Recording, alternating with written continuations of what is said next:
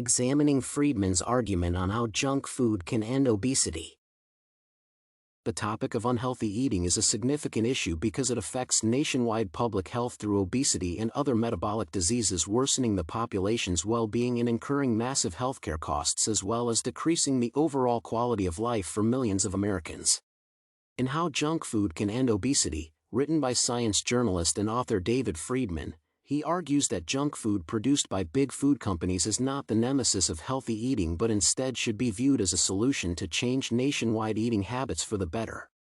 The author's argument is valid and based on solid logic because the arguments are evidence-based and adhere to the common sense of human evolution and nature.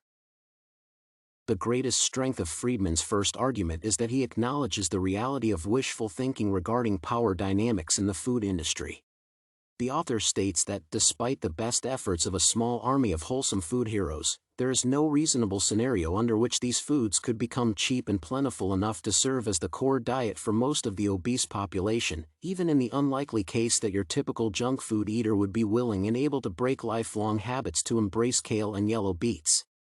Freedman's point is that reinventing an entirely new food industry based on wholesome foods is not a practical solution for replacing the current big food due to the lack of economic feasibility as well as the limited size of the market.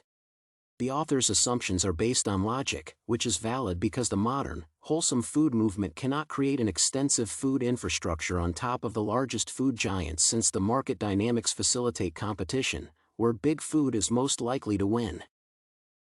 The strength of Freedman's second argument is that it is based on solid evidence from nutritional science. The author states that clearly you can take in obscene quantities of fat and problem carbs while eating wholesomely, and to judge by what's sold at wholesome stores and restaurants, many people do. He argues that the current idea that anything wholesome and unprocessed is false because these types of foods can be unhealthy depending on the quantity and typology of each particular food. The examples the author uses help to emphasize that food cannot be labeled healthy just by being unprocessed because various unprocessed or wholesome foods contain varying amounts of salt, sugar, and fat. The notable strength of Freedman's third argument is that it appeals to common sense that people's choices are highly impacted by a deeply innate mechanism of food preferences developed over millions of years of evolution. The author states that it's not exactly a scientific study, but we really shouldn't need one to recognize that people aren't going to change their ingrained, neurobiologically supercharged junk-eating habits just because someone dangles vegetables in front of them, farm fresh or otherwise. His point is that healthy food cannot be forced on people.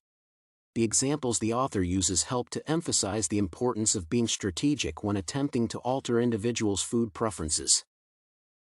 In conclusion, after careful consideration, Freedman's argument that big food should be used to promote healthy eating is more practical, realizable, and based on sensible logic and firm evidence.